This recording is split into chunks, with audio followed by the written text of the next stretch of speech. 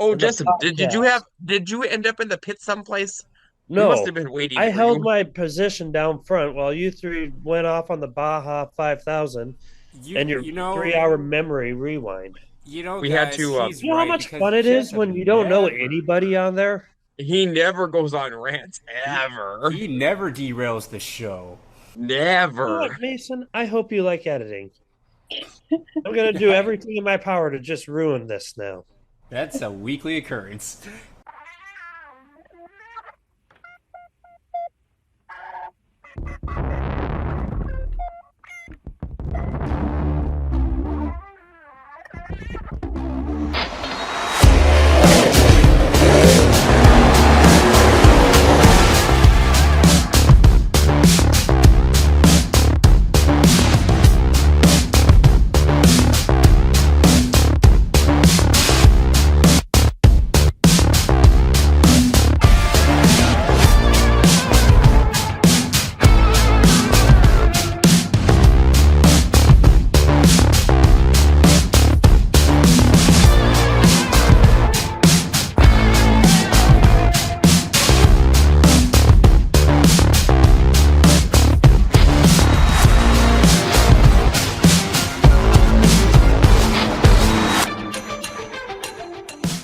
Welcome back, everyone, to the Track Packers podcast for episode 13 of season 5. We are back after a week off of busy travel. We have the full cast here, myself, Mason, along with John Breckel, Jessica Pelkey, and Becca Pelkey. John, how are you doing this week? Mason, I'm doing quite well. It's it's a little toasty, as you all saw probably on, Facebook today. Mr. Miserable was quite miserable with his hot temperatures. The garden's been miserable. Yes, I'm sure Mr. Miserable was having a day. Hey, John, Yes. this is Yes. from, this is from Mother Nature. I Take that agree. black flag. Nobody's wanted to deal with this garbage. This is so true. Jessup, how are you doing this week? I'm doing pretty good. Kind of missing tour already. You know, it's tough, but I guess I'll readapt to civilian life. Alrighty then. Becca, how are you doing? I'm good. Loving this weather. It is really And with that, there it And with is. that, we need a caution. No, John, Mason, pull it out, please. we haven't thrown the green flag. You Doesn't can't. matter. I'm doing this one. I'm gonna do the move over flight because yeah, Becca, stay in your lane. Fine, fine. Hold on. I'll be ready in a second. There we go. I'm sorry. I enjoy the warm weather, and You it know, is lovely I out. appreciate Becca holding strong to her enjoyment of bad weather, of really a questionable weather at that. I mean, nobody else in the world enjoys this. Race cars don't enjoy this. Tracks don't enjoy this. Fans don't like burning their butts on metal bleachers enjoying this. I mean, I'm proud of her. If there's ever a person to hold her ground, it would be Becca in the absolute miserable weather. Okay, to be fair, when I go to a racetrack, I'm usually volunteering in some capacity of some sort. It's usually in the scoring tower, and there's usually AC, and I'm usually not sitting in burning hot bleachers, and I'm usually not exposed to the elements. So when it's There's hot, actually a story to this. So, Mason, can I do a quick tour story Oh boy. that involves Becca and the AC? So, we're at Dakota Speedway, and we have a little tower booth, and there's two sides to the tower: the announcing side and the scoring, timing and scoring side, separated by doors, so they both have AC. So, Brandon Beater, the race director, was going up to the tower, and at first there was AC turned on. So then, as the night would go on, he would have to go down. I think for whatever reasons, he would leave the tower, come back up, and the tower all of a sudden was like roasting hot.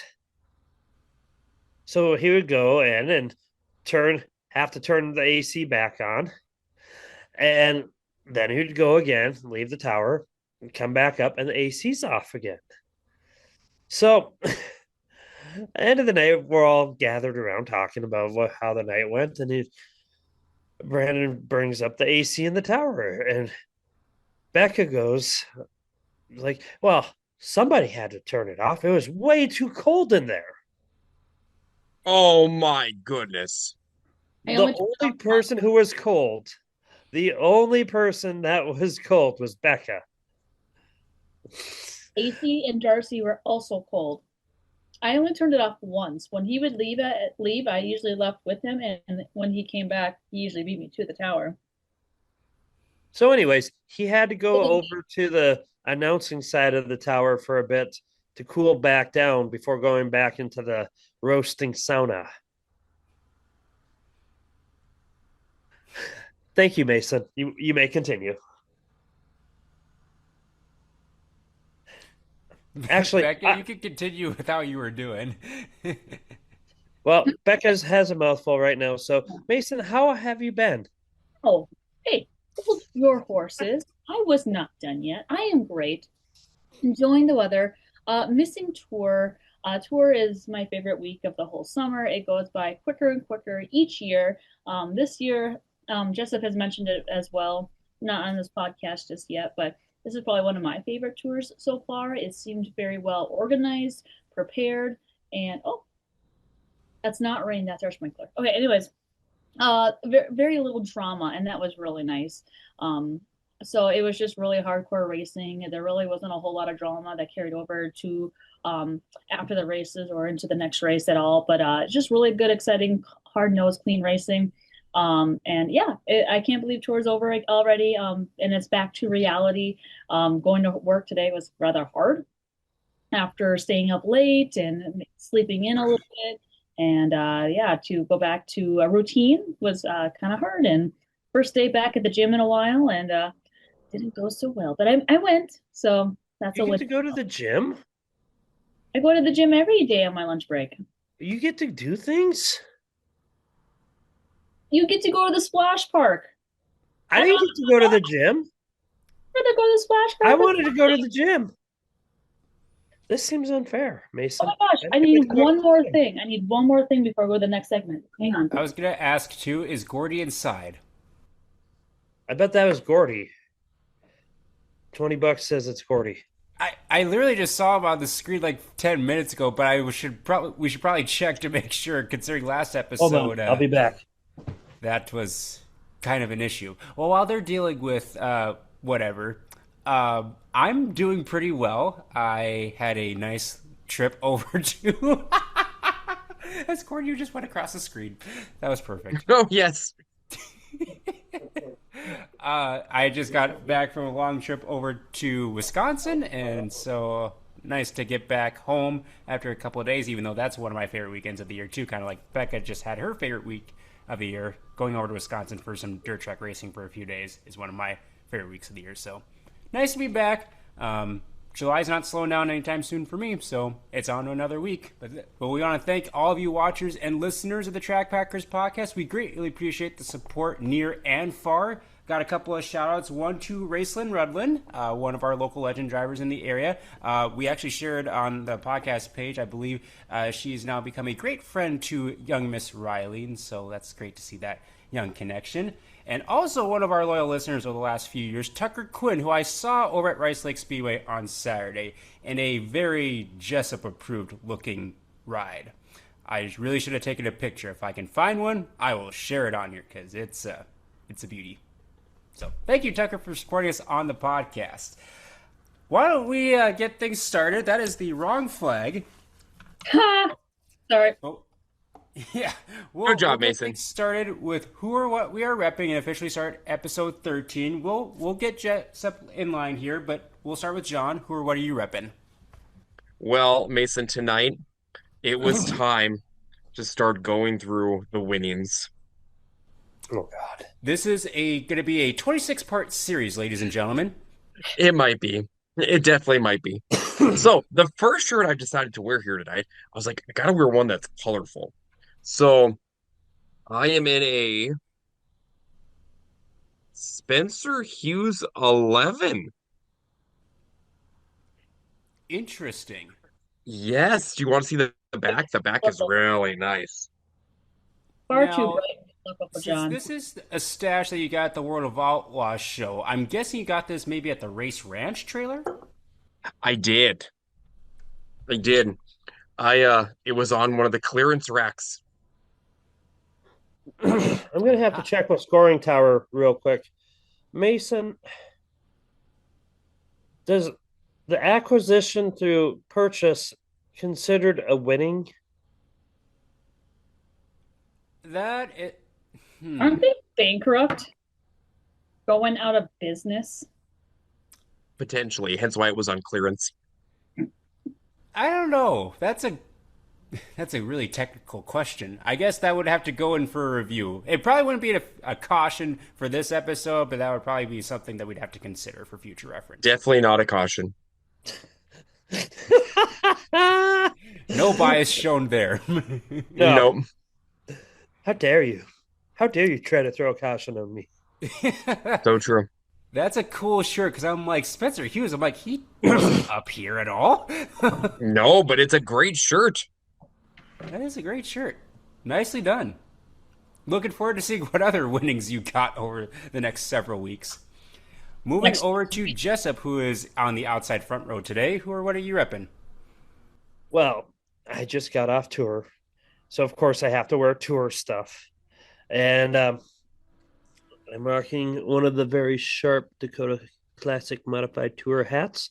One of three options that I think it was three or four, one of the two. I thought they had three. Three. We'll call it three.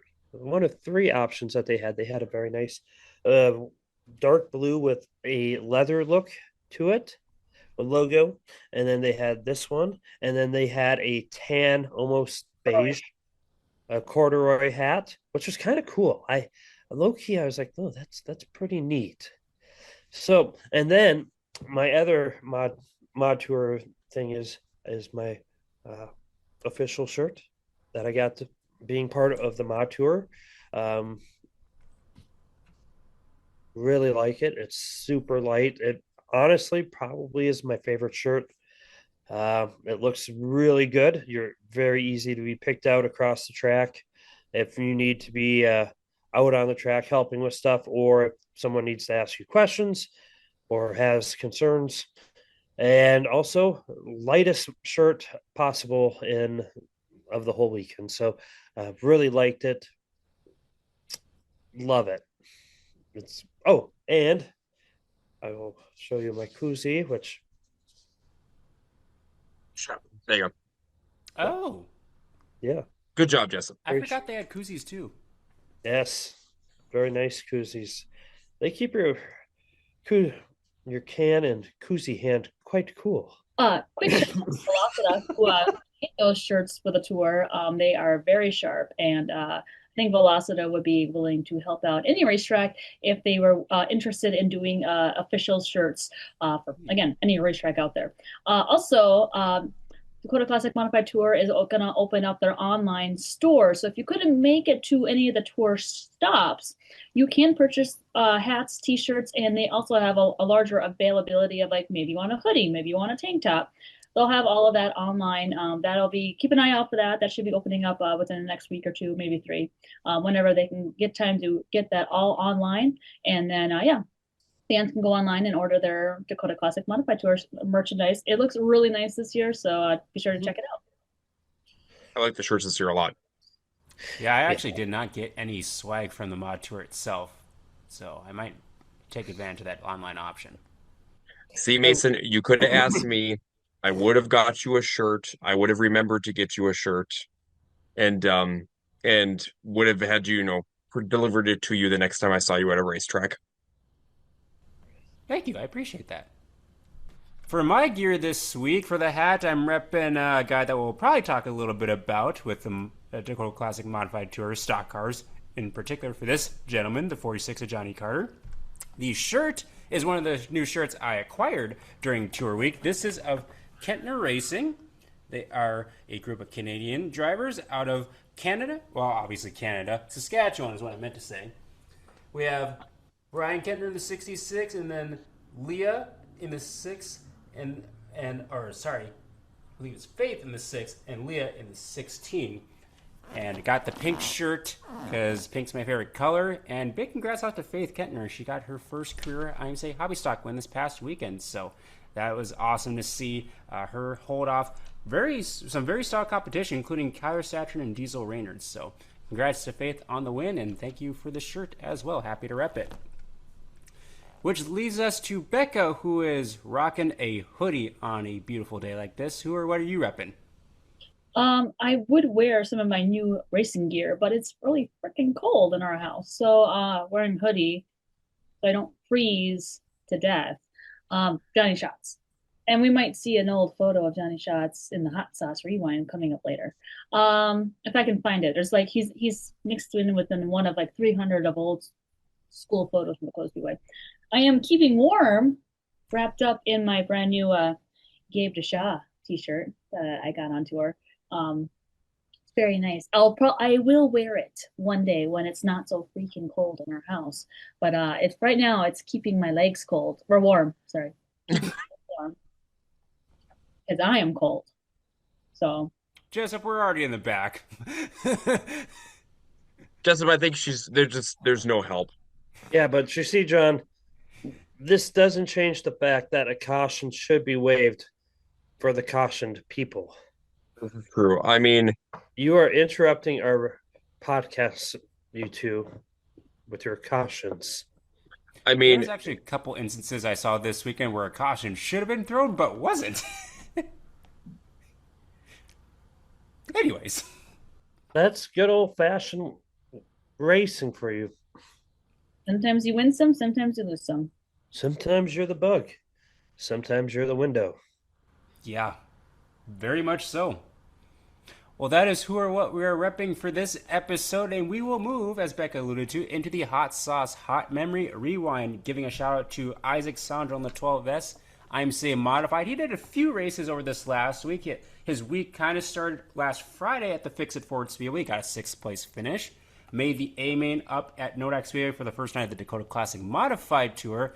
And then his other stint on the tour at Mandan did not go so hot. I really don't know how he ended up underneath the guardrail, but one thing led to another, and unfortunately he ended up there and didn't get to start the rest of the night. So hopefully nothing major damaged to the 12S machine, and we hope to see Isaac back out at the racetrack. If you do, be sure to stop by and say hi to him. The Sandro Snack Shack has all sorts of goodies throughout the year, and he's one of the nicest people to talk to, and so we want to thank Isaac for supporting us on the podcast.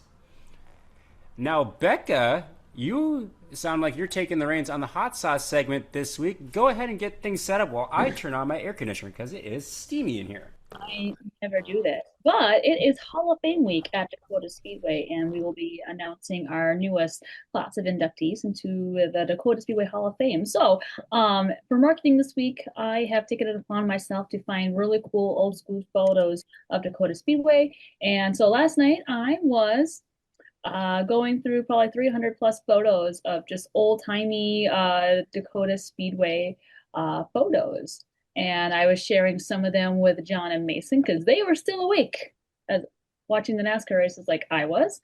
And Jessup was sleeping. But I know John and Mason enjoyed it, so I thought I would share some of these photos with you guys as well. They're not in any particular order. You guys can see everything that I've worked on for Dakota Speedway. I have nothing. This is looking good. I know. Look at all those photos. I'll just select all and see what happens. So yeah, 315 photos to we can go through. Most of these photos. Basically, we're going through all 315 photos on one podcast. No. Oh, this is going to be going well. Gordy, we gotta go take a pee. If anything, I think everyone's just going to enjoy this. Okay, so some of these are really old images from like the 1950s, 60s, and 70s when Dakota Speedway. Okay, so fast forward, racing has been around Bismarck Van Dam for probably 70 plus years. Tracks have come and gone. So yeah, these are at some of the older racetracks around the area that volunteers have worked really hard to find. But this one is actually from Dakota Speedway, which opened up in June of 1990. So this is the original grandstands at the original track. As you will see, the flag stand is on the grandstand side of things, on the outside of the racetrack, surrounded by concrete barriers. And this was actually the setup for Dakota Speedway for many years until I'd say, I don't know, I couldn't tell you the exact number of drivers that drove into those contact barriers, concrete barriers, but it was a one too many, if anything. And they finally moved the flag stand into the infield where it is today. And that was probably in the late 2000s, early 2010s. I don't know the exact year that they did that, but you can see Troy Hypo down here. The other ones, I don't know. We're John, gonna need you to expand the photo back up. you want Yeah, bigger? it's just too small. You want it big? Yeah. Expand your screen. Hit the Expand, green button. expand your mind. Hit the green button. I am sharing. No, Anyways, Not that button. no, the one in the corner of your photos. Hit the oh, green button so it goes full screen. okay, there you go. Isn't that better, everyone? It looks so much better. All right, let me know when you're ready to go to Who the knew next. that that car was sponsored by 7-Up? I didn't know until now. It was so small I couldn't see it. But pretty cool to see the old school grandstands there before they added the new addition, which is what we think of Dakota Speedway today. So I think those are the same lower bleachers. they are the same lower bleachers. So um just really cool old timey photos. They are pretty cool, Becca. Okay, so this has to be in the 1995, 1996, maybe 1997 time frame. This is before they added the old scoring tower, which would be on which is my left-hand side of the photo, or the east side of the main grandstand. This is also before they added the announcer's tower up top, and you can see the little itty bitty evergreen trees in the lower half of the photo. They are now quite big, quite large, as John would say. They've become large. They have become very large, yes. So the replica, apparently. All right, so now we're getting into some more modern day photos. Many of these photos are from Lane Mutter of LPT Images. Some of these are from Jay Symes Graphic Designs. So this is the Lane Mutter photo, but a lot of these will go back and forth. So you got a young Jeremy Keller there. Yep. John. And Travis Hagen in the 14T. Oh, a young Travis Hagen. Who else is there, John? 23, Who's the 23 of 17? Mike Nelson. And I Who's think the that 17? 17 was Dale Burke. Oh, very good, John. Very good, John. What year? And Well, this is a photo from 2000, and it looks like what do you say? 2000. 2013, because that would be Tracy Domagala on the bottom. Oh, yep. That is Daryl Bauer next to him. That is Tyler Vello. And on the top side in the one machine, Sean Anderson. thank you. I was like, Mason, I got the name Anderson, but I couldn't think of the first name. Very good. That's people with a son. Okay. Can anyone This, spot Danny this is Shaw's photo? this is the World of Outlaws, and Donnie's standing there. Oh, wow. Yep. Apparently, we had a pace vehicle back in the day. That's kind of cool. Steve That would Kinzer. be Steve Kinzer. Why did Oh, we what? give him a shelf? What kind of trophy is that? Holy smokes. I wonder if that's like just a gift. I think that's his trophy, and it's a trophy case. Kind of cool, right? Oh, Wow. well, yeah, that's different. I'll give us I mean, that. you could put anything in there. It's from Racers Performance, as least as part of the sponsorship. All right. Okay, That's so we have Jason Myers. Jason Myers. The 8. I don't remember that one. That's Chad Kavanaugh. That's Chad oh, Kamina. wow. That's I never Randy actually got to see Katango. him race with the Outlaws. Look at the Chad grandstands. Yeah, full. Which, oddly enough, they looked like that when we had High Limit. And there's Nikotenko, and then the 91 is what's his name? Jackson Moffett. Yeah, Kyle Fedek. No, no, Tyler FedEx. Fedek. Oh, That's Casey. That would definitely be, that looks like Joey Saldana.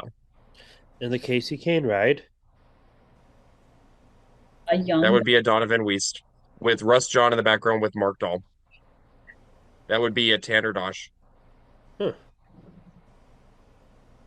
That's Wyatt Rathwald. And that would be Mitch Erickson. Is that Drew Christensen? No, is that Les McClanahan? That's Les McClanahan, I think, and that's Paul Schultz on the outside. I don't Oh, recognize that 29. That Les's car. I That's don't remember that one. Eric Harpel on the high side and Travis Ulmer on the bottom. That would be young, a go young back, Scotty. go back. The young chicken nuggy buggy. That's the Happy Meal version. Yeah. Yes. Dollar menu. Okay, this is funny. Look at the smoke in the air. Yeah. Well, is that a Brent Feder in the way back? That's a Brandon Vetter way in the Brandon back. Vetter. Oh, forgive me. I Who's the other 28? I don't know who that's the only one I don't know, Mason, is the other 28. Who's the Dukes of Hazard? That's Dylan Dylan Thomas. That's a Thomas. 61, actually. Oh, Yeah. 44 is McCleary. Keith McCleary. who's the Yep. 5? Dana Welder. Oh, never heard of them. Nick Howe and Josh Rourke. Nathan Messer. Oh, gosh. Yep. He hasn't been racing in a while. No. It's been a while. There's Brandon Vetter. And the 29 on top. Their better cars are always hand painted. That's Troy Speed on the high side and oh gosh, who used to be Vandenberg? No, I thought it was a Jensen. I think it's a Jensen. Wasn't that Kevin that used to be in that one? I feel like it's Kevin. This is a fun one. This is Troy Speedon, Paul Schultz, and Tyson Turnbull. Very good, John. The topside terror in his natural habitat. John Gartner No Jr. way. Modified. That's what it actually looks like? Yes, Yep. that's exactly what it looks like. Okay, so I'm sure I'll catch crap for this. When the first time I saw, go back, Becca. I like how we have stories, but Becca tries to refuse us to let us tell them. The first time I saw the modified, I thought it was just like a cool, like, those rust styled bodies. No, You anyone? mean like a Jeff Odin? Yes, Yeah. but I thought it was just supposed to look like more natural and sun faded and whatnot. No, no, it was not.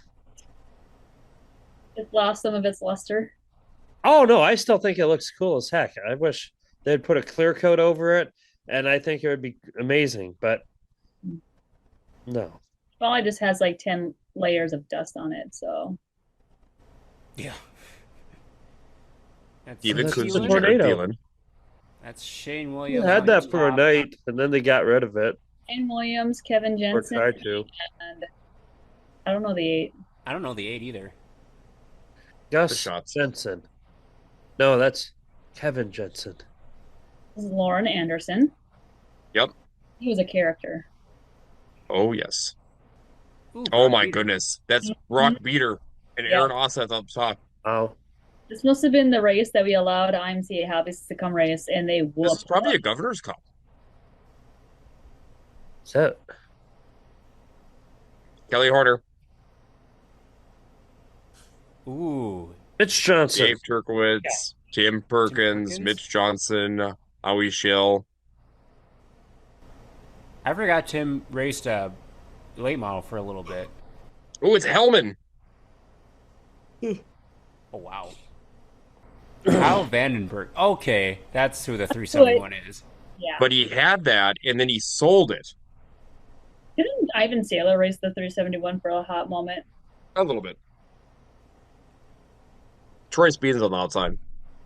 Ooh. Cole Lamontang. The 75 is Spencer Wilson. Behind them is Drew Christensen, the 29. The 77 is Is that Dave Brad Aberle. Wilson? Who'd you say? which one? The 77 is Dave 77? Aberle. Oh, okay. I forgot he raced. The 33 is Bargman. I can't see the driver behind. Christensen. It's an 8. Yeah. It's a 68. It's is it Bill Miller out of Montana? It would be Bill Miller then. Yep, yep, it'd be Oh Bill yeah, Miller. Miller on the front. Yeah. Yep. That that's one of Thielen's cars. Yeah. His You first can tell it's Thielen by the way it says Thielen on it. Yeah, he did a mid-season refresh. You know who that is behind him? That's Brian This Brennan. was Governor's Cup. This was Governor's Cup weekend. That's Brian Brennan, and that's going to be Sean Strand over there. Boyce and Pfeiffer. This is Governor's Cup. Scott Gartner, Ron Jern, and Um, Is that Mike LeMay? no, it's one of the Pattersons. the ones that still race. Hmm. Yeah, I think. Well, Colby just Was started that this year, and who is? that was Boomer? That had to be Boomer. Thank you. I'm like, I know I've seen his name on the Go results. Scotty, go Scotty. That would be Damagala and Mason. Who was the 12 again? The Let's Oh, it was 12J. Jarrett Wald. Thank you, because it was the 12J and the 21J. There's top Nine. nine. Top 9. There's Zach Johnson with Terry Volts as well as Mitch. Mitch needs a haircut. Oh, this is back when the Tower people. Nice. Oh my God, look at Stacy and young Ethan. That's a young Matt Dosh. Okay, so we've got Craig Olheiser in the 16, the 3 of Travis Ulmer, the 44 of Barrett Berg, the 2 of Rusty Coleman, the 20 on the bottom is Brian Swinson, the 91 is Randy Meyer. Well, so you can't see the number 91, but that orange and blue is Randy Meyer. Oh, this is Damagala back. and Leo. Now, this is back when Larry McFall would announce Tracy's name like the most extravagant way. It would be Oh Tracy gosh. Jamagala. Oh boy, Mason. This is a throwback. So that's Troy Kittler, Marlin, and I don't know who's on the outside. That's a very, very Dakota Classic Modified Tour. Grant Jughands. Yup. Wait, how do you say that name, Mason? How do you, I don't know. Did I say it wrong? Young Hands. It's Young Young Hands. Oh, this is a good one. Oh, this is a mature one. It is. Pfeiffer, Eric Paul, and Josh. I don't know who the 21H is. Spencer Hughes. It I says don't know. Hunter on the bottom. It's Hunter. It's Hunter something. Hunter's last name. Ew. Man. You're going to get into all the good mod tour ones now, aren't you? Yes. Oh, and more Mod Tour. Oh, God. Wake me up when we're ready. Oh, man. I don't remember the 12. I don't either. Is that O'Brien? I have no idea. I feel like this was the year that the tour either rained out at Nodak, because I didn't get to see all these cars in person. I just got to see like the pictures from other tracks. Because obviously it's Eric Paul and Sean Strand, but I don't remember the 12. It looks like it says Mark Elliott on the. Yes. Yes. Yes, Yes. it is, Becca. He used to have some nice looking cars. Yeah. That Jeff Decker. Yep. Yes, it's Decker on the high side, but I can't really read the guy on the bottom. 77B. I don't know. I don't know on that one either. He had a rough tour. Can't read his name. That's John BMS Flory. Cars. BMS cars. Those are wow. Those are Troy Butts and Cody Schultz. yep. It's Will. That's one of the Bracks. That's one of the Will that's one of the Bracks. Yep. That's Phil. No, there was Oh, I'm blanking on the first names now. Bobby. That's Will Brack. Yeah, thank you. Yeah. I'm like we both said it. Yeah, I was like, Mason already said it. Yep. That's Brendan Gemmel. Yes, it is. Because they used to come up every single year for the tour. There's Pfeiffer. Look how full. Those are fun mod tour throwbacks. That's there's also a some mod nice tour photo. cars. By the way, guys, I have to say this because I think it's hilarious. Look at this photo right here and look at the divots in the track because they had just put the transponder loop back in. Oh.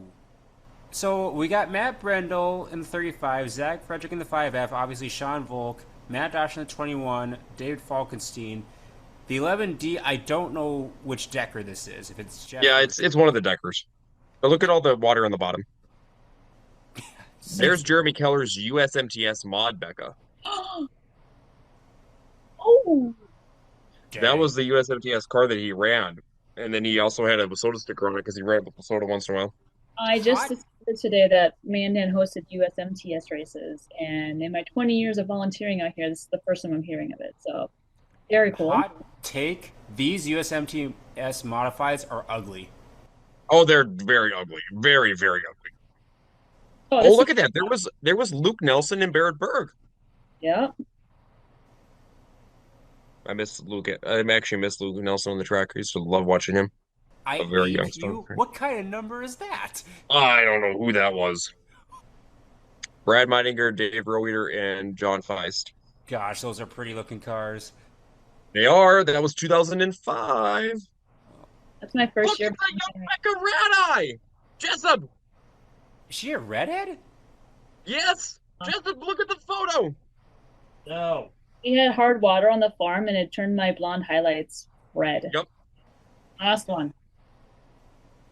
Bill Oh, Holtberg and Spencer Wilson. Spencer Wilson. Yep. All right. Sorry to Okay. bore Well, good hot sauce, hot memory rewind this week, Becca. You had a lot of you, very nice photos but from Lane Mutter. yes, Mason can cut as needed. Yes, there'll be a lot of cutting in this. We'll have to cut because Jessup fell over. It's like he got a flat tire. Actually, maybe he had a loose wheel. Northwest Tire did not do its job. Hey, they'll keep you rolling down the road from what I hear. Jessup was rolling down the couch. You see Indeed. that? If we're not careful, we might actually fall asleep here. It's So, okay. We've already got him on camera snoring once before, so. If he falls asleep, that's a caution on him. Where's he at in the Oh, lineup, Mason? this is very true. He's already in the back too. Not a caution. It's a black flag on you three for all delaying the race. Oh, And the Jessup, did you end up in the pit someplace? We must No, have been waiting I for held you. my position down front while you three went off on the Baja 5000 you and your you know 3 hour memory rewind. We had guys, to, he's You know how right much because fun it is Jessup when you don't know never- anybody on there? He never goes on rants ever. He never derails the show. You know Never. what, Mason? I hope you like editing. I'm going to do everything in my power to just ruin this now. That's a weekly occurrence. Anyways, we will move on from the hot sauce hot memory rewind to the track packer report and give a shout out to Paul Bunyan Mini Storage out of Bemidji, Minnesota. You can store it all with Paul. They have 3 convenient locations around the Bemidji, Minnesota area. Pelkey's, did you travel through Bemidji? Did you go all the way to Duluth to pick up Riley? Here, we'll just do this. Hold your lane on traveling in Minnesota. You don't know. Why would I go to Bemidji to go to Duluth? Oh, I Hold guess your- it is a little out of the way. You're right. That is way too out of the way. No, we did not. We I mean, went. You could have at least went to go see more trees. Actually, Bemidji doesn't have a lot of trees right now after the storms last year. That 110 mile per hour gusts they had last year, I think is what it was. They had the derecho. Derecho. Oh, that's They had right. like two of them, didn't they, last year? Mm-hmm. But yes, 3 convenient locations outside of around Bemidji, Minnesota for Paul Bunyan Mini Storage. I did get some, I guess, I don't know if they're called winnings anymore, but I stumbled upon a toy store in Menominee, Wisconsin, and I got some cool NASCAR stuff. Ooh. Like, this Are is we a- actually going down winnings? Hold on, I'll get winnings. Kelsey and Tanner Black cars for Riley. Are we Yeah, here? Yeah, I got those too, by the way. I got the same ones, Becca. I Have we- got the black one. See, I got all sorts of goodies. Ooh, you got some old Mark Martin stuff. That's pretty good. This was such a crazy find in Menominee. I'm like, I couldn't believe there was like a legit toy store open there. But hey, the reason I bring up the winnings is because, like, with all the cars and diecast cars I have, I need a place to store it all. And Paul Bunyan's Mini Storage may be that right place to store all of my goodies and trinkets and all sorts of wings that we may acquire throughout the summer. Again, Paul Bunyan Mini Storage. We want to thank Dean Egerbrown and his whole staff for supporting us on the podcast. Be sure to get in contact with them depending on what size of storage unit you need. They have many sizes of availability, and they also are climate controlled, so that's really important on days like today. Thank you, Paul Bunyan Mini Storage, for your support on the podcast. So, our Track Packer report, we're going out of order with this, but I want to start with the Dakota Classic Modified. Can I share my winnings? You can share your winnings. I'm sorry. Oh my gosh. He needs another storage unit. We're going to label them from our winnings from the Dakota Classic. Ooh. These are from the Beaumonts. Nice. Ooh. Canadian gang. And let's see, there's another one. If you want to, you can go to their Facebook page. I was going to say, give me the QR code. Go ahead. Here it is, Mason. Hurry up. I need to open up my camera. I'm not quick. There we go. Got it. Oh, you got Good job. Oh, yes. I saw this Facebook page last week. I did too. And then we got one more. Yep. So, Track Packer report. Dakota Classic Modified Tour. I'm going to hand this over to the Pelkeys for most of it because they were on every single night. But it started up at the Nodak Speedway. I guess start with kind of like an overall view of the tour, and then we can kind of go through each night however much you want. Yeah, weather was a factor most of night one of the Dakota Classic Modified Tour. It was a race to beat the rain. Thankfully, the rain split the racetrack, so we were able to get all of the racing action in. Tom Berry Jr. picked up the feature victory in the modified division, and Brock Peter picked up his very first tour victory in the IMCA stock cars. I will say, the dome came into effect that Sunday. It did. Now Jessica and John know that I wasn't blowing smoke. The week before it did not. I still think he was blowing smoke the week before, but that week it worked out well. It was fun. I had a good time.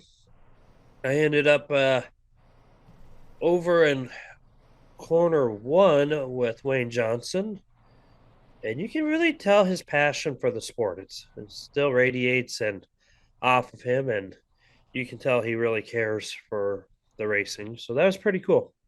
You can spend some time with him over there. Yeah, I thought it was a pretty good night overall, especially trying to move the show along and make sure they got both features in, which they did. So overall, pretty that was the night. speed, Mason, for pretty much the entire week. It was, we're going to push hard to go through the show. We're not going to drag this out till 11, 12 o'clock if we don't have to. And is there a fight down in Beatrice? And there's a fight. By the way, one note from Nodak, very tough break for Ethan Broxma, because he had that race won, basically. That would kind of be a foreshadowing of the rest of the tour for him, I would say. Just hard luck and coming up a bit short. Yeah. Yeah, and so then the tour went across the border to Estevan for night number 2. Go ahead, Becca. Oh, well, while Becca's thinking about it, we went across the border. There was some slight construction. I was a little worried about that and a little befuddled, but it wasn't bad. We made it across. We got to the border, and they were pretty nice. Honestly, one of the more pleasant border crossings we've had. So that was pretty cool. And then after that, we went up to our hotel in our favorite bar, The Beef. We always have a fun time there. And for the first time, folks, and probably a very, very long time, I got really good service from a waitress. And that was nice. As Beck is laughing, I never get good service.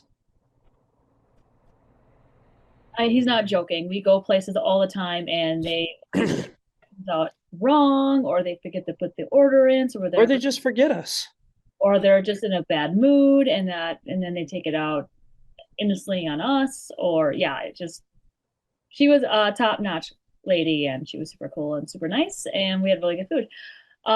The racing, typically for many years at when you go to Estevan, you would Get the see a poutine. yes, we usually get poutine when we go to the beef. But the racing at Estevan Motor Speedway, typically when you go across the border for many, many years, you see a trend in the numbers dropping. Fewer mods, fewer stock cars. That has not been the case the last 3 years. Estevan has been holding steady. A lot of the drivers do a lot of homework before going on tour, and they have the right paperwork and all the things that they need to get across if they've had a very exciting past. So you see a lot of drivers make it across the border these days, but you also see a lot of the locals turn up for the Mod Tour race. And for the last 3 years, they've held steady with all of the American races. And so that's really nice to see. Shelby Williams was your victor in the IMCA stock car race, and Tom Berry went back to back for night number two, picking up the victory in the IMCA modified division. He killed it too, by the way. There was just no one could touch Tom Berry Jr. that night. Nope. Nope. Yeah, he had it dialed in Estevan on Monday. Yeah. So yeah, pretty low key night in Estevan. Nothing too crazy that I can remember occurred, which is nice to have like a low key night where you can kind of just get the races in and move on to the next night, which was Williston back down in the United States. And those are my only 2 stints on the tour, so that's all the experience I got this year. All right. I felt bad for Williston as we made it halfway through the show, and then we kept getting sporadic rain, and then it would stop, and then they would work it in, and then it would rain. We get like another B main in, and then it would rain again, and then it would stop. And finally, they called it after the stock cars tried packing it in, and then it rained again. And I feel bad because honestly, I think that's the best the track has looked for Mod Tour in probably 11 years. Hmm. Agreed. And despite the weather that everyone could see on the radar, everyone knew it was coming. The track prep crew did their very best to get all of the racing in. And despite the rain that everyone could see on the radar, they really didn't see a dip in car numbers. Pretty on pace for what Nodak had, what Estevan had, and then a lot of the guys also supported the Wilson Basin Speedway. So, unfortunately, as Justin mentioned, we got all the heats in, got some of the B mains in when the first dose of rain came, was able to repack the track back in, and we finished up the B mains, but then it started raining right before feature time. And by then it was already pushing almost 11 o'clock, and it was a little bit just too late at that point. So hats off to the track prep crew up at the Wilson Basin Speedway. The track looked very racy, and I am bummed that we never did get the features in because I think those might have been the best races that we could have had on tour. There was some great racing throughout the tour, but I think that could have been the best racing just because that track had a lot of moisture and a lot of tack. And with a few feature races, I think the group would have widened out and would have been racing everywhere on that track. And that's just a huge bummer that we didn't get those races in. So that was not a drop night for the tour drivers.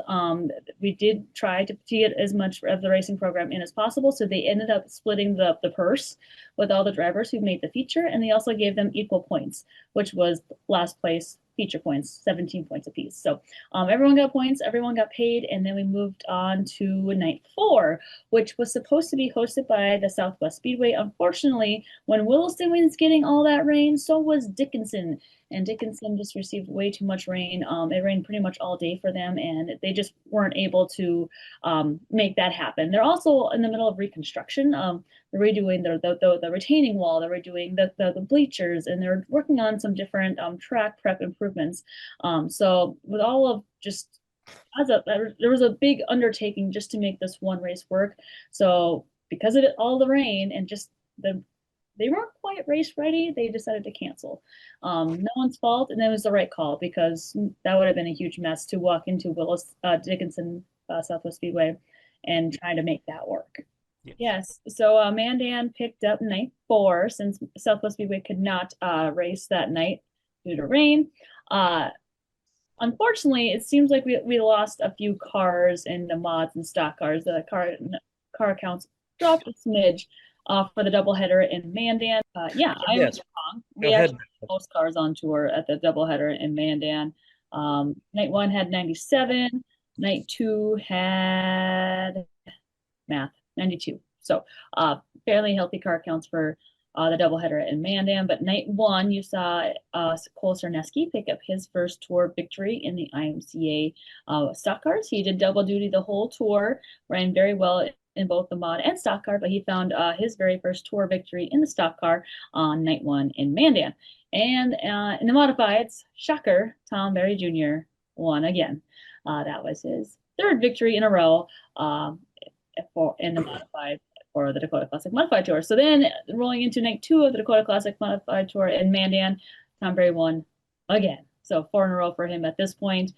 Johnny Carter picked up his first victory on the tour on night five in Mandan. So then we go into championship night in Jamestown. For the first time since the tour has new owners, the drop a night rule came into effect because in years past we've always had a rainout. At least one at one track along the way on the tour. So finally, we have a whole tour in, and drivers can start dropping their lowest finish on the tour. So going into Jamestown in the modifieds, you saw Cole Charneski break Tom Berry Jr.'s streak of victories in the IMC modifieds. He was your victor in the modifieds, and in the stock cars, it was a very thrilling battle to the checkered flag as Brendan Labatt held off Jonathan Logue and Johnny Carter for the victory in the stock cars. So that led to Tom Berry Jr. being named your tour champion and Johnny Carter being named your stock car champion as he was the most consistent driver throughout the whole week. His lowest finish was like a 10th place. So very good tour for Johnny Carter. And congratulations to all of our winners and congratulations to our tour champions. Nice. Very exciting end of the tour, and I didn't get to see a whole bunch of highlights, but I did see a few laps of the stock car, Amy, and that looked like a really, really fun race. Stalker, I mean, from Mandan the night before was really good. They went three wide for the lead over there. And then the stock car race in Jamestown was just wild, to be honest. There was they were slicing and dicing through traffic. And I think the interesting part was, and Becca, you'll agree with me probably on this too, your top point contenders, they all started towards the back. Mm. So there was a lot of movement in that feature, which like Johnny went 19th to fourth. Gabe Deshaw went 28th to sixth. Dan McAtoon started second, went to the back with an early caution, drove it back up to third, and had a chance at the lead if there would have probably been a couple more laps. And then kind of a sleeper a little bit too. Tim Gonska went from 27th to ninth. So I mean, some really big moving and shaking in that feature event. Wasn't that a cool name to see show up, John? Yes, I really like to see Tim there. I hope Tim comes back for the Stampede. He's got, he's related to Chris and Ava Gonska. Mm-hmm. So they kind of always meet up a little bit at the Stampede to all get together since there's stock cars and streets running at the same event. So I hope they come back. Awesome. Any other closing takeaways from the mod tour?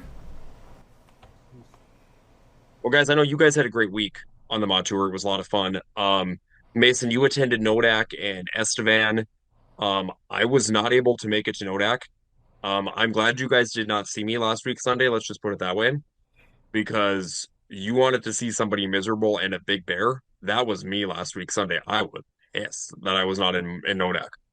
And then I was at Mandan each night for the tour as well as Jamestown. Yeah, already looking forward to next year's tour and seeing what names show up because, like you said, Jess, the local cars can definitely hold their own around here. Yep, they can. It was a good tour. Pretty low key, not a lot of stressful moments. I got yelled at by Jonathan Logue. You did? I did. I I didn't hear was about this. So this was night one of mod, not night one of mod tour, but night one of Mandan. I was coming back from grabbing drivers out in the overflow pits, and I didn't know what was happening in heat one of the stock cars or whatever heat they were in. And this was the heat that Shelby Williams decided to throw dirty sliders and drive into Jonathan. And Jonathan comes off the track, and I'm walking back towards the track to see where we're at on things, and he waves me over, and he is hot, and he's letting me have every other cuss word in the book, and I'm sitting there, and he goes, "You need to make a call on that." And I looked at him, I go, "Jonathan, I just came from the overflow pits. I didn't see anything. They gotta make it right." And he just storms off in his car, and I'm like, "Oh, okay. I don't think we're changing anything at this point, but okay." And he later in the night, I think it was either before his B main or after making it through the B main. He comes driving by, flying by, stomps and brakes, and calls me over. I run back over. He goes, I'm sorry, I didn't mean to chew you out. It's not your fault, and this and that." And I'm like, huh, interesting. But thank you. Funny part is we heard a story from the night before about his personality from another track people, and they're like, "Yeah, he'll get mad and then cuss you out, and then and then apologize. and then he'll come back and apologize, and he's a great guy." And then oh, He there's was a another fun one to have on moment. tour. He was a Yeah, really fun one, I think, to have on tour. And yeah, honestly, guys, I think if he comes back next year, I think he'll be. I mean, he was competitive at a few tracks. He was really competitive at Jamestown. I mean, he looked mhm. really good in Jamestown but I wonder if he's better on like the little smaller bull rings Well, they than said making the stock car. Jamestown is kind of like Boone, is what Yeah, maybe. his Maybe kid like the same said. driving style, maybe a little bit. Yeah, it's just But shorter. but but I think he would definitely be even more competitive next year because now he's seen the tracks for a time Yeah. and I think that would help him. Then another interesting person I talked to was Andy Morris from Oklahoma, and I was walking through the pits on in Nodak, and I looked over at his car, and I'm like looking at it for I don't know 10, 15 seconds, and I'm like, huh, that car's hand painted. And I could tell just by some of the sponsors on his rear pillars, and I was like, oh, this is kind of cool. And I see him walk by, and I go, your car's hand painted, isn't it? And he just lit up. He was like, yeah, that it is hand painted. And he went into a full story about that, and I'm like, oh, that's really nice. And he said he'll be back next year. And so there's a lot of goodwill coming out of this year. I think a lot of drivers are going to be excited to come back next year, and that'll be a good thing. Um, yeah, I it was probably my favorite tour in 11 years. Well, it's good. It's good. Yeah, it seemed like the demeanor and the environment was pretty positive all week. At least the two nights I was kind of hang around it. So glad to hear that was the way the whole weekend. Oh, we didn't even talk about the British Columbia people. Okay. They drove 22 hours one way, and That's a haul. yeah, they were some really good people here. Let me just pull something up here, just to make sure I get things right on. Let's see. No, not Becca, you talk for a moment. I want to bring them up again, but I just got to make sure I have the right names. Yeah, they were very nice. We got to know Gordy Beaumont and his wife after the races in Jamestown, and they watch a lot of IMCA racing because there's just not a whole lot of IMCA racing up in British Columbia. And so they like to follow what's going on stateside. And so they watch a lot of like Boone and racing all over in general. And so they were pretty familiar with some of our local drivers here in the North Dakota area. They've they had a huge following for Scott Gartner, of all drivers, because they first noticed him at Boone a few years ago at the Super Nationals, when Jerry Van Sickle referred to him as the Chicken Nuggy Buggy. They also remembered him from Harris Clash, and so they kind of fangirled when they got to Oh, meet Scotty Gartner hard. after the races in Jamestown, and yeah, they were just telling his Scott like, "Oh, we've been watching you on IMCA TV. We absolutely love you and your car, and how they call you the chicken nuggy buggy." And they just like absolutely just went on and on and on about how they watch racing all over, but particularly they love the chicken nuggy buggy. So it was pretty cool to talk to those guys, and they actually stayed over the night after because Jamestown raced the night after the mod tour, and John was there for that, obviously. But yeah, they enjoyed Jamestown and the tour so much that they stayed an extra night, and yeah, they mentioned that they'll be back next year as well. But 22 hours is a long way to drive for racing, but they had a great time. So hope to see them back. Yeah, it was funny talking with them because we take things for granted. Like we see Scotty on a weekly basis, and we just know him as Scott Gardner and the Chicky Nuggy Buggy. And we're standing there and they're like, "That's the Chicken Nuggy Buggy." I look over and it's Scott and his fans who are they're well, they're interesting, but um this was at like 2 o'clock in the morning. But we're sitting there and they're like, "Do you think he would say hi?" I'm like, "Do you want to say hi to Scott? Can we?" Yeah, come on, let's go. And I just wave him over. I'm like, "Come on, we're going over to Scotty. We're gonna go say hi." They fangirled, super fanned on him pretty hard, and after they left, and it was funny. They were swapping stickers back and forth, and I go, "Scotty, you're no one's ever going to believe that you had other people fangirling over you. The only people that are going to know is you, me, Becca, maybe, and them." And he's like, "I know that's horrible." And I'm like, "But if it makes you feel any better, they're going to go back to their track, which is Taylor Speedway, and none of their friends and family are going to believe that they hung out with the Chicky Nuggy Buggy." And he's like, "Yeah, that's true." Dang, Scotty's a big deal. Apparently, but they were so cool because, like I said, we take it for granted. We see all this stuff. We see the tour every year, and it's almost like we grow numb to it, I guess, like the specialness of it.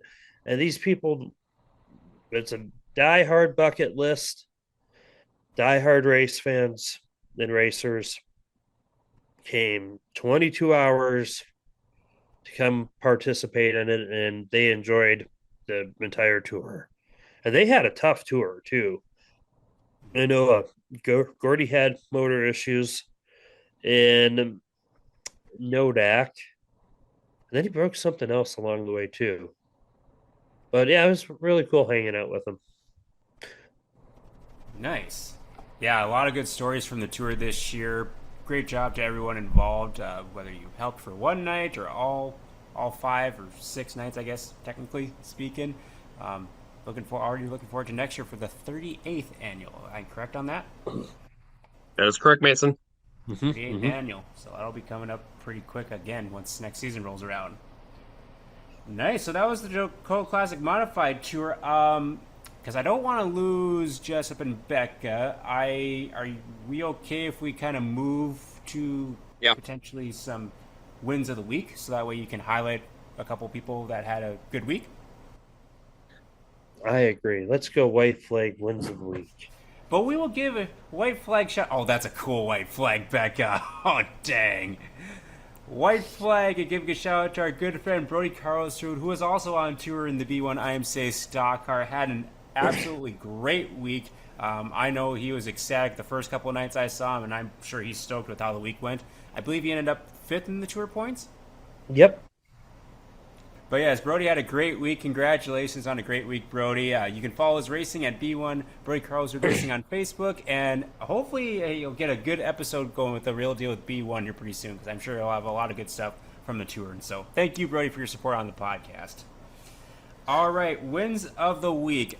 John, who do you have for wins of the week? Oh, Oh, I get to go first? Yes. Well, I wonder who John is gonna pick. Oh, I was going to let John have it.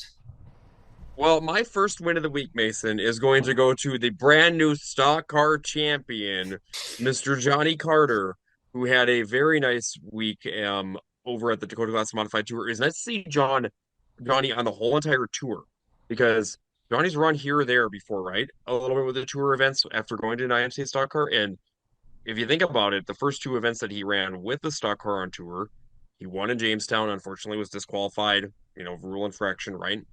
And then won again over at Mandan for season championship of the tour last year. And this year they're committed to the whole entire tour. And like Becca said, worst finish was 10th. And that was up at Estevan.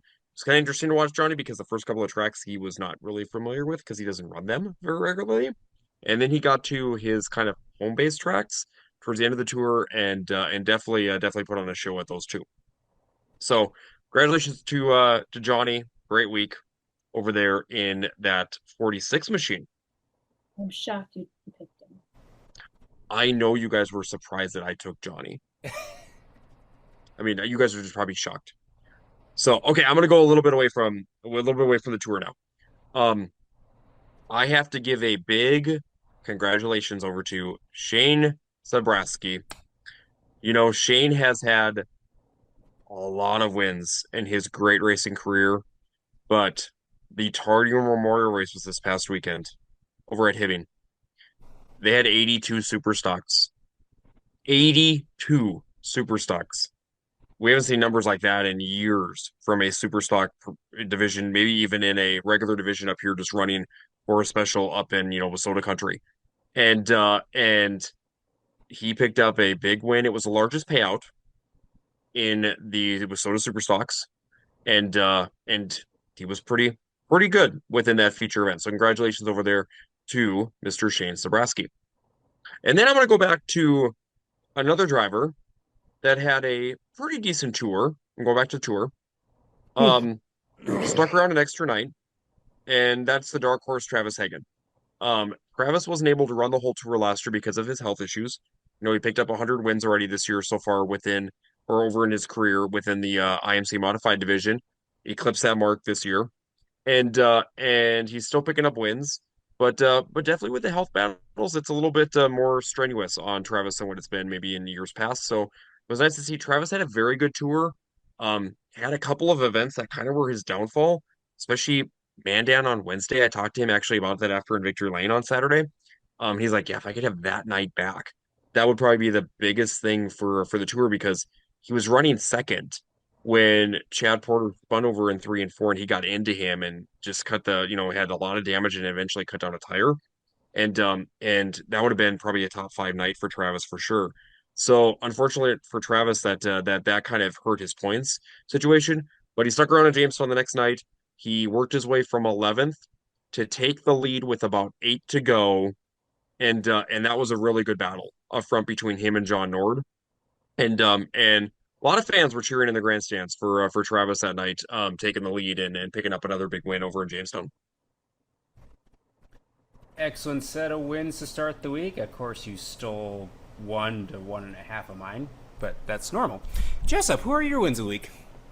People, People. Mason. That's who I picked. No, I'm gonna go with the B1 of Brody Carlsrud. All week, I was joking with him. I'm like, just gotta do top 9, get top 9. And he's like, why do you keep saying top 9? Like, it's a Western thing. You Eastern folk wouldn't understand. It's a Jason Dinius comment, but that was the as the week kept going on and further. I'm like, you just gotta keep getting top nines. You don't have to do anything else. Just and I think he did get mostly top nines, with the exception of a 10th place finish. So we had a good laugh, and then we made him a new uh, going on tour photo, which Mason, I would be very pleased if you would post that on this as Yep. we were talking. Hang So on, I got it. I got it yes, downloaded. we have to patiently wait. Yeah, I gotta make sure it's appearing on the correct screen. There we go. Becca is helping me with AI because AI is now the new thing. There it is. Brody Karlsrud going on tour. Should say went on tour, and he hauled the mail. So Brody's my number one. He finished not number one, but he's my first guy. Um, Can I make a joke? yes. I heard he mailed it in at Ada this week. Uh, oh, He He oh, did. did. I was even there to witness it. that was another thing we were joking. We were coming up with like dumb announcerisms, and like he was getting kind of beat and banged around for a bit, and then the next day we were joking like, no more being nice. You gotta stamp them or something, and Oh, so you, Got to and stamp him. That's he got awesome. stamped. Or I was like, your delivery has been rerouted, or you've been rerouted, or something like that. Or it was. Then of course there's always the delivering the mail, but he came up with, you got stamped, and I'm like, yes, this is good. I think my next person I'm gonna go is Cole. I'm gonna call him Sharnasty, not Sharnesky, because he was a double duty driver for the week, and he was really good. He got a win in both the mod and the stock car, and so that was pretty awesome. He's really consistent all around throughout the week. But Cole Sharnasty of Wisconsin will be my number two, and then my third one. I think I'm just gonna go. I mean, we could just go TBJ. He's Mhm. continuing a very strong mod tour legacy of being one of the most dominant drivers in mod tour history, and he really piled it on this past week, and you know, I don't know, love him, hate him, whatever your feelings are on him. He knows the tracks, he knows how to be successful, and he's not afraid to wheel the car if he has to. yeah, no matter what the track was like, he pretty much had the setup dialed in all week. With the exception of Jamestown, it was, we're going high and we're gonna fly, and it was awesome. Excellent set of wins for you, Jessup. Becca, go ahead with your wins of the week. My first one of the week will be tour related, and that will go to Brock Peter, who picked up he's been on the tour for, he mentioned 20 years. And on Sunday, up at the Nodex Speedway, in front of his home crowd, he picked up his very first victory on the Dakota Classic Modified Tour. So, congratulations to Brock Peter. He overall had a very great tour as he finished runner up in the point standings. He was very consistent the entire tour, just came up a smidge short. So, nothing to hang his head about. Obviously, I'm sure he wanted to win the championship, but overall, he had a very good tour, and you really can't hang your head on that because he had to beat some of the best, both locally and nationally, to do as well as he did. So, congratulations to Brock Peter for picking up that very first tour victory. Second tour victory, or second victory of the week, win of the week goes to Dakota Speedway for picking up. The Southwest Speedway was supposed to race night 4 of the tour. When they canceled, it was a big financial risk for Dakota Speedway to come in and say, yes, we'll race, especially with less than 24 hours notice. And all the volunteers came together. The track prep crew hit the track as soon as they could because it rained all day the day before. And it made for a very fun and exciting racetrack for night four of the Dakota Classic Modified Tour. But the fans, they filled the stands, and we heard really great things from the drivers as well. So, unfortunately, had a little bit of carnage, as John would say, as some drivers got there was a one particular wreck in the modified feature that collected a couple cars, and all of those cars ended up going home early on tour. But with that exception, overall, it was really good and exciting racing the rest of that night. So, congratulations to Dakota Speedway for just making that happen. Otherwise, that would have been a drop night. Uh, uh, uh, for the tour drivers, and they're all here. They want to race, so we're gonna race. And then my third and final win of the week goes to Faith Kettner for picking up her very first IMCA Hobby Stock feature victory up at the Thunder Mountain Speedway up in Botno. She did that up on Saturday, so there were 15 cars that showed up, and she was up front all the whole time, and she picked up her very first victory. So congratulations to Faith Kettner. I approve of all those wins as well. My wins of the week, my first one's going to go to Jeff Ekdahl. He got his first career Street Stock Tour win on Friday at the Red Cedar Speedway. He was debating on whether to go to Rice Lake to follow the tour or go back to Ogilvie where he's competing for a track championship. He went back to Ogilvie Raceway and got the feature win there. So, doubled up on the weekend. Pretty good weekend for the 11 junior Jeff Ekdahl. My second win, I'm going to give it to Trevor Nelson in the 71 Superstock as he swept the Andy Davey Memorial down at Brown County Speedway both nights. Again, high-paying show for the Superstocks down there, and he's definitely the tough guy to beat down in that area, and so congrats to him for sweeping the weekend. Before I get to my third win, I had a fun bit for Shane Zabrowski, John, until you stole him from me. Because not only did he win Yes, the Tardy Memorial on Friday, he also won in the mods, and then he 6-7'd it in Ogilvie on Saturday, he sixth in one did. class, seventh in the other, and then he won 3 features at Granite City on Sunday. I mean, what better weekend could you have if you're Shane Zabrowski? But my third win's going to go to the Never Alone crew as they got their first win as an organization. Lincoln Miller got the win on Thursday at Norman County Raceway. That was really cool on the Never Alone night. That was absolutely awesome. They got a custom trophy and all that. And they almost pulled off the win at Fiesta City Speedway on Friday. They had a 3-wide finish and just came up short in that. But hats off to that whole crew. They're working hard, and I'm going to be visiting their shop this week. And so fun to see them have some success and get that first win under their belt. Can I just say that Tardy Memorial had great promotion? Like it was everywhere on my social media, and I'm glad to see so many cars turn up for that. Um, yeah, it was just hats off to everyone that was involved with just the promotion of that event that made it so special and made people want to go race it. So that's really cool. Yeah, I was thinking they would maybe get like 40 to 50 super stocks because it's also the first night of the Fastlane Northland Super Stock series. But when 82 appeared on my race pass, I'm like, oh my. Same ace, and I was in the same boat. I was thinking 40, 50, 60 would be a great car count, and then they got 82. I was like, that's outstanding. I was talking to one of my Wasota friends who happens to race a super stock, and he said the Hardy Memorial group literally called every single Wasota super stock driver to personally invite them. That goes a long ways. It goes a It long does. ways. Mm-hmm. Awesome. Yeah.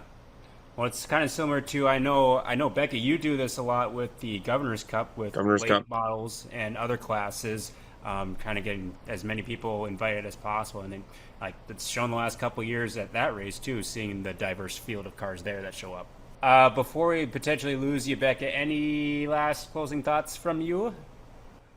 Um, I just love the mod tour. It really just rejuvenates me going into like the second half of the racing season. The first half can really wear me down with that weekly grind of weekly racing. And when it comes to mod tour, it's like Christmas. You get to see people that you only see one time a year, so you get to see old friends, make new friends, and just coming off this tour, it was just such a fun and great week all around that I'm just really excited for dirt track racing all over again. It's like the first race of the year for me now, and there's only a few races left, especially for Dakota Speedway, and a lot of racetracks are off right now in this area. So be sure to, if you haven't been to a racetrack yet this year, be sure to go and support your local track or any racetrack, whether you're in person or watching a pay-per-view broadcast. But only a few weeks of the racing season left before our specials start up in September. So um, wild that our racing season is halfway over. Yeah, it's gone by way too fast for my liking personally. So while the mod tour was going on, my week started over in Ada as they had the Never Alone special with the Hornets and Minnesota A mods as part of their lineup. And pretty good racing once again on Thursday over in Ada. I definitely recommend if you haven't checked out that place this year. They have it on point this year. It's been really good racing. So the winners, it was kind of a theme of first-time winners, either at the track or just in general. So NX Legends started off with Joseph Lewis. He got his first career NX Legends feature win. He held off Alex Clark and Ryan Brosset to do that. He's looked really good this year, so it's cool to see him knock down that first win. Midwest Modifies, the 169 of Justin Olson got around Aaron Blacklance, and he got his first Norman County Raceway win. He's won it several times up at the Greenbush Race Park, but that was his first one in Ada, so congratulations to him. Hornets, they had the Never Alone Hornet crew there along with several other area Hornet drivers, and it was the 988L Lincoln Miller taking the Never Alone trophy home back to Fergus Falls, and big celebration in the pits with that. That was really cool to see, and Lincoln's looked really good in that car all year as well. The mods were up next. I think this was the race of the night. We had Joseph Thomas, TPO, and Bryce Swartz slicing and dicing. There was a lot of slide jobs and crossovers in this one. It ended up with Bryce Sword edging out TPO at the line to get the win, and I believe that's Bryce's first win up in Norman County as well. Stock cars, a smaller field of stock cars, of course, because a few of them were racing the Dakota Classic Modified Tour. But a guy that's been snake bit this year, Calvin Kesselberg, finally got some good luck going his way. He got to the front pretty quick and kind of cruised away with the feature win there. So it was good to see the 11 car back in victory lane after a tough start to the year. Hobby stocks went to the 17T of Tim Arness from Brainerd. He's been traveling over a few times, and he's definitely been a tough guy to beat when he comes around town. And then the sport mods had the Sanders Sport Mod Challenge, so they were racing for, I believe, I can't remember if it was $1,000 or $2,000, but either way, elevated payouts. So definitely some hot action. Brody Johnson, the 84, was leading a lot of laps until a caution came out, and then let drivers like Jaden Pavlicek and Kyle Van Mill kind of make their moves. It was Kyle Van Mill that got to the lead and had to survive a couple of slide jobs from Jaden Pavlicek in order to get the big win there. And so Kyle Van Mill finished off the night over at Norman County Raceway on Thursday. John, before I get to the street stock tour stuff, you want to talk about Jamestown as they raced the day after the tour ended? Yeah, so Saturday for us, we were over in Jamestown. Basically my fourth night of the week, which was kind of interesting because we're also in quarter and close. So pretty busy time frame. It was warm. It was a warm night, very warm night. We'll start off with kind of your slingshots first. We had eight of them. It was Weston Uranker who picked up the win, first appearance over there this year, and picked up the win, which is nice to see Weston back over there into the Jamestown Speedway victory lane. In your bomber division, it was a great battle up front between the drivers of Travis Ettinger. You had Riker Vetter right up there. Bradley Stopperworth was right up there. A driver on the move was definitely Lane Stopperworth, who started back in 19th and had worked his way up to third at the finish of that race. So really nice run over there. But yes, it was Travis Ettinger, your points leader, picking up the win over Riker Vetter, who picked up a big win over in the Tri-County Speedway down there on Thursday. Was that Thursday night, right? Or Friday night? Thursday night with the fair. Yep, Thursday night with the fair over there for the Mary Vetter, and the Mary Vetter is over there this weekend for the championship weekend. In your Midwest Modifieds, they actually track was in really good shape. You could race all over and had a little bit of character in it too. Definitely some tack in the track, even with how warm it was, because probably with even the humidity. And Ryan Ost went back to back. That was a really good race up front between Ryan Ost Aaron Beyer. You also had Preston Carr, first time out this year for Preston, in his Midwest Modified. He was there. He led for a little bit of it. He pulled in eventually. He had some smoke coming out of the back of the car. He just didn't look like he was in full power on Saturday night. So, but yeah, congratulations to the basically yeah the 24X of Ryan Osh for going back to back over in Jamestown. And then in your legends, it was Austin Weist who picked up back-to-back wins in the 471. Austin has really stretched out his points lead in that 471 machine. I think actually he's got like a full race ahead of everybody else right now, if I'm not mistaken, within the point standings for your NX Legends. And then we moved on to the Wissota Street Stocks, which was a great race up front. A lot of three wide battles throughout the field, and it was Billy Christ who got to the point and had to hold off the likes of KCU Status. Eventually, Cole Gresseth was right up there. Cole actually threw it into the middle on the last lap. It stuck through 1 and 2, and he barely lost coming out of turns 3 and 4 on the final lap to Billy. So it was Billy, Cole, great runs by Tony Smith as well as KCU Status. And then we also have to thank Bob Banish Jr., who started deeper in that field. Bob actually started, I think, back there and around that eighth and ninth position, and worked his way up to finish in third. So great run for Bob Banish Jr. in the 65. Like you told me in Victory Lane, been out of the car for about 4 or 5 years. It's starting to get back into the mode of, hey, I'm starting to figure out the car now again, how they drive, tires, blah, blah.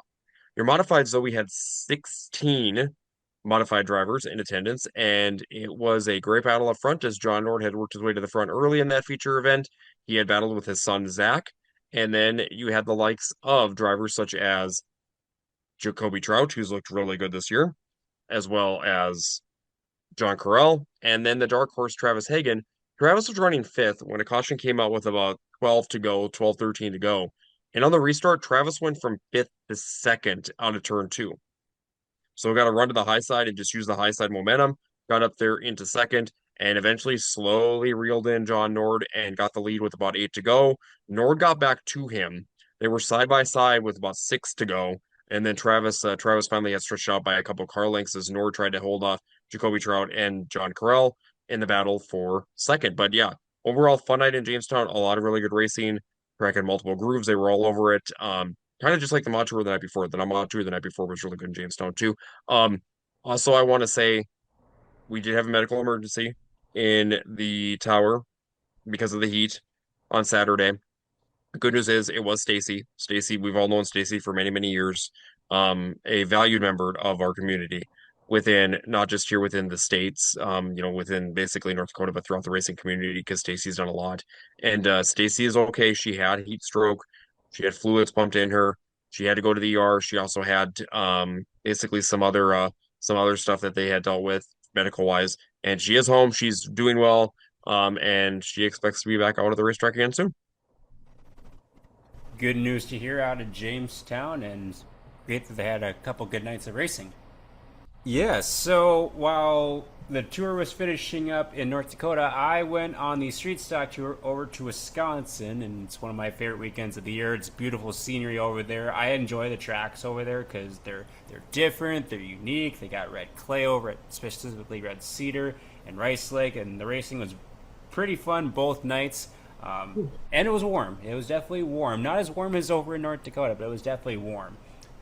Friday, the first night of the 2-night swing for the Street Stock Tour, they actually ran 4 classes. They had supers and Midwest mods to take the night off, and so the night moved by pretty quick. I think we were done with heats within 45 minutes. So I didn't get to see much of the first couple of features as I was getting ready for the streets, but the USRA late model Stephen O'Brien Jr. got the feature win there in the 14 machine. The Wissota mods went to the 3 at Shane Hablopka. And then the street stocks came out, and at front it was Tommy Begonis and Cole Richards on the front row, and Jeff Ekdahl in the 11 Jr. took the lead on the high side, and he was one of the few cars that was making the high side work. Now he would have had to hold off several challenges from Nick Trainer in the 19J, who unfortunately succumbed to a hole that was developing in the middle of 3 and 4, and it was getting bigger and bigger, and then it was claiming car after car. So Nick, unfortunately, was the first casualty of that as he hit the hole and basically separated part of the rear end of the car. So that knocked him out of contention. Justin Vogel, I think, hit it early, spun out, and so he is headed to the tail of the field, but he was working his way back up to the top 5. And then Parker Anderson also hit the car stopped basically. It kind of cut it out of gear. And then Cody Coomer had nowhere to go and ran him over too. So some heavy hitters that got knocked out of contention throughout that race. But Jeff Ekdahl had to survive one late race restart from Vogel, who again from the back got up to second. But Jeff got the feature win. That's his first career tour win, and so he was pretty pumped up in victory lane. Vogel finished in second, then 19A Sean Amundsen was third. And then in the late models, it was basically a race to the high side as Mike Prochnow got up there first in front of, I believe it was Ashley Anderson, and Mike Prochnow got the feature win in the 68 machine to finish out the night at Red Cedar.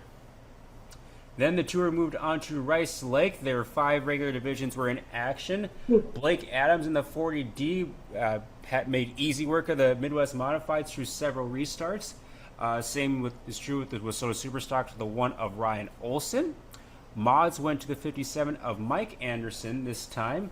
And then once the street stocks came out, there was another side-by-side battle. We had Cole Richards once again battling up at the front.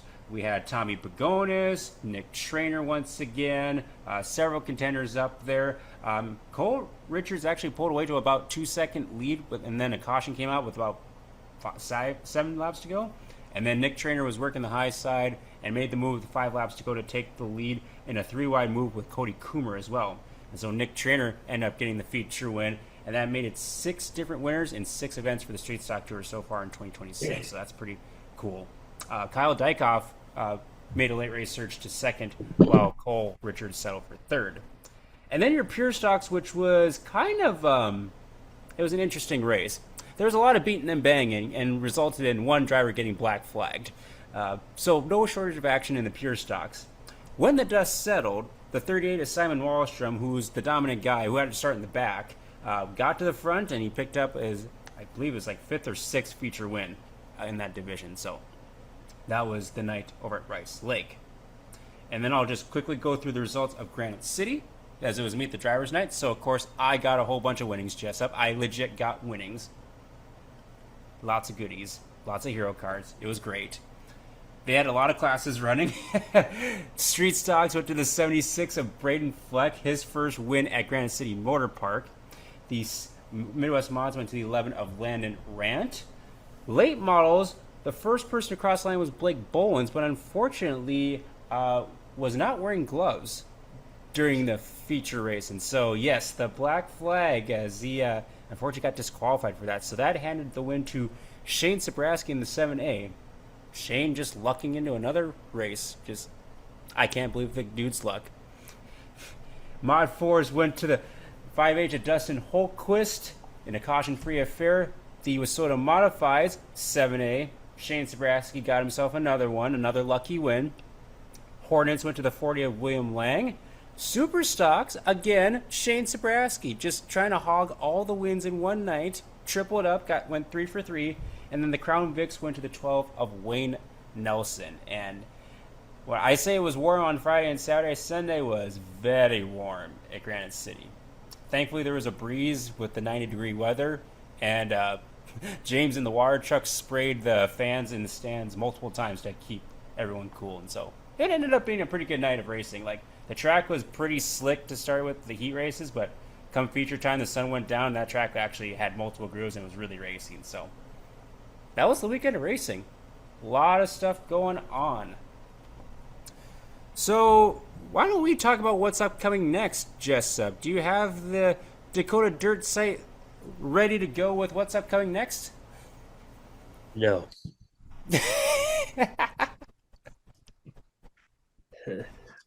Give me 1 second here, Mason. It looks like everything is going to be canceled due to heat. Yes. We'll see. Yeah. I think it's supposed to cool a little bit by the weekend. Not enough. My garden and blueberry bushes are not handling this 100+ degree weather well. You all Anyways, keep the 100-degree weather. It's mid-90s here, and that's plenty enough for us. Anyways, Dakota Speedway will be hosting their Hall of Fame night with their weekly racing with IMCA mods, stock cars, hobby stocks, NX Legends, and slingshots. Looking over at the River City Speedway, it is King of the Wings. I kind of want to go to that.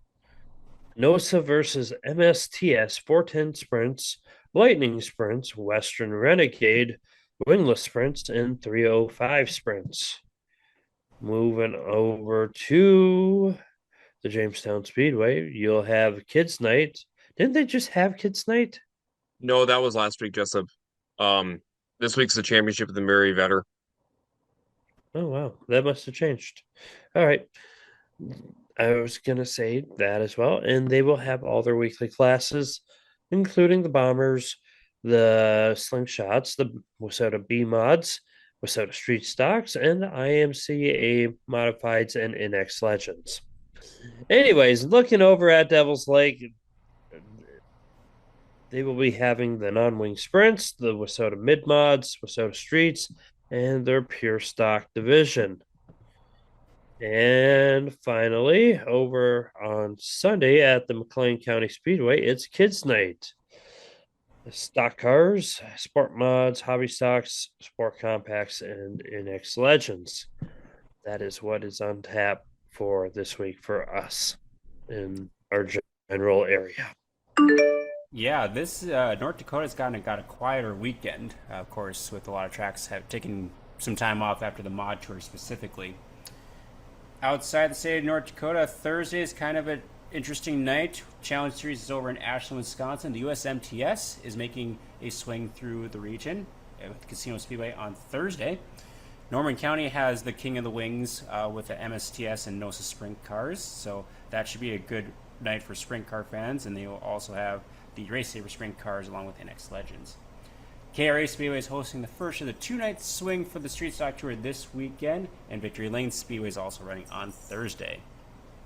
Friday the 17th, Brown County Speedway is back to their weekly racing program. Red Cedar Speedway is back in action once again. Dead Horse Creek Speedway is the first of two nights for the NLRA, so a lot of late models will be going north of the border. Fiesta City Speedway is hosting the night number 2 of the Street Stock Tour swing this weekend, and the USMTS is in Princeton on Friday. Saturday, King of the Wings goes to Buffalo River Speedway in Glendon, Minnesota, so nice treat for the fans across the border into Minnesota. The Dakota State Fair Speedway is hosting the Mackenzie Kopecki Memorial for the Wasota Super Stocks. That should be a very fun show. Hopefully they got everything all fixed up from the storms from a couple weeks back.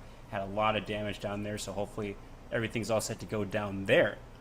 Greenbush Race Park with their weekly racing program, North Central Speedway with vintage cars, and Ogilvy Raceway with the USMTS.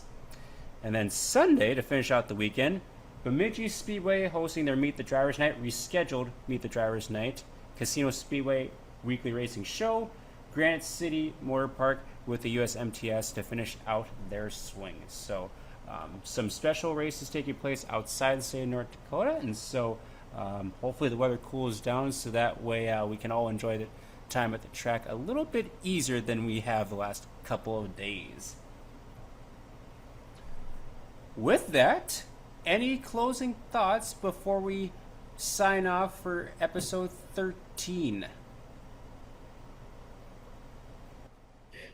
Not really. I mean, we could discuss whether tracks should race at super high temperatures or not, but Yeah, that would be a fun discussion to have.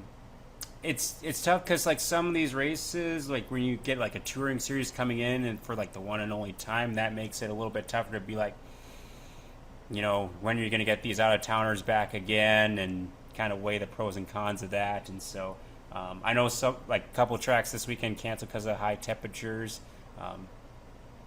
Yeah, tough call to make as a promoter. yep.